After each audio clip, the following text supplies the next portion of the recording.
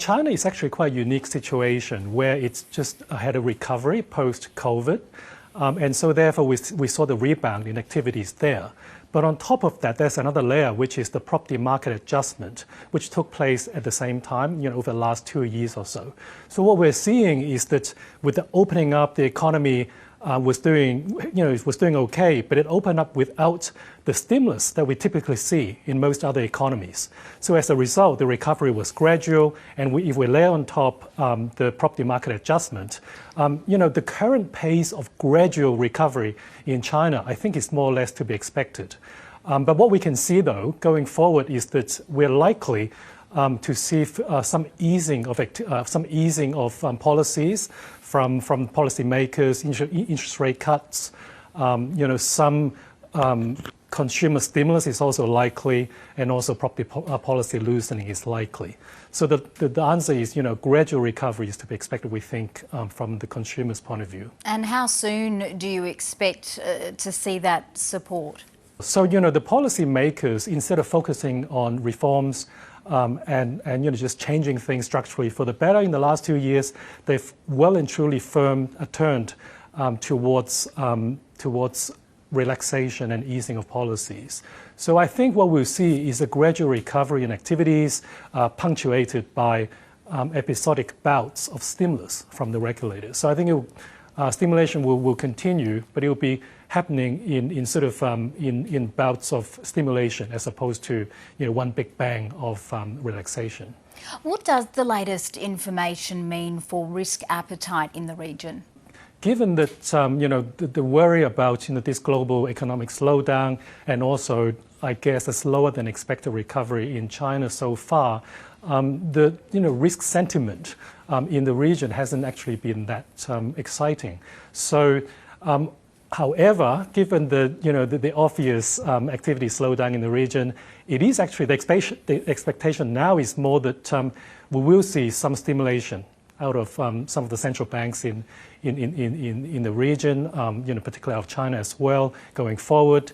And if this is coupled with general relaxation of interest rate policies out of the U.S. as well in the next 3 to 6 months, then the sentiment can actually improve a bit. At the moment, it's actually still quite subdued in terms of risk sentiment in the region. China banking stocks dropped 10% or more after Goldman Sachs downgrade. Is banking another indicator of weakness in the local economy? There's two issues there. One is that there was a few of these stocks actually had was on ex-dividend date as well on that during that time, so there was a bit of a distortion there. But certainly, this more sort of gradual recovery meant that banking stocks typically do not do well when activity level is a bit slower. And on top of that, we do. When the economy is a bit slower, there is a chance some of the banks will be called upon to do a little bit of national service, to seed some of the profits, to help some of the borrowers by lowering interest rates. So as a result, these banks actually, the stocks were weak, about a week ago on that date. However, we've done a lot of work looking at the risks in the Chinese banking system.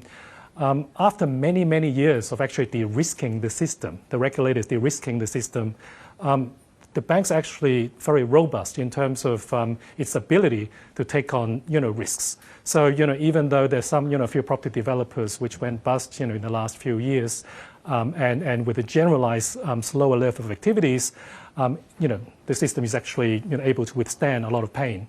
So it's actually quite robust in terms of the resilience of the system. On US-China trade tensions, the US has said it is de-risking, not decoupling. Janet Yellen has just been in Beijing. How does the future of the relationship between the two countries now appear? Well, look, I think it is pretty obvious that the relationship between the two countries has gone quite badly, right? It's actually, I think, optimistically maybe, that it has hit rock bottom, and looking forward, it is likely to stabilize or improve a little bit. As you mentioned, we've seen a few senior US officials visiting China in recent weeks, and the language actually coming out of these in the press conferences post these meetings, in my opinion, they were actually quite positive, in that it appears that both sides want to find ways to work with each other more constructively. And of course, we have to see what happens in coming months to see whether the positivity transpires. But certainly there's belief that there's going to be more senior leaders meetings, even between the two presidents of the two countries going forward. Asian markets are underperforming developed markets. What do you believe are the key drivers behind that? Well, I mean, if we the reality is, I mean, the U.S. market has been doing well, but even within the U.S. market, the leadership has been very narrow. The top 5 or 10 stocks in, for example, in the Nasdaq has driven a lot of the upside in that market. And the reality is, outside of that, most of the other parts of the equity market, whether it be developed or emerging markets or Asian markets, have been reasonably lackluster. So really, the overall concern has been this rising of U.S. rates in the last year or so. And also, generalized, level of slowdown of activities in most parts of the world. I mean, that's been driving it.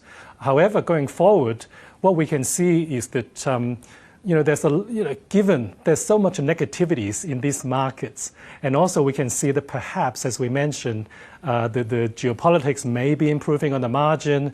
There's stimulation, for example, out of China going forward. And in fact, there's a lot of strong private sector businesses in China, which we can see they're actually growing even in this sluggish environment very effectively.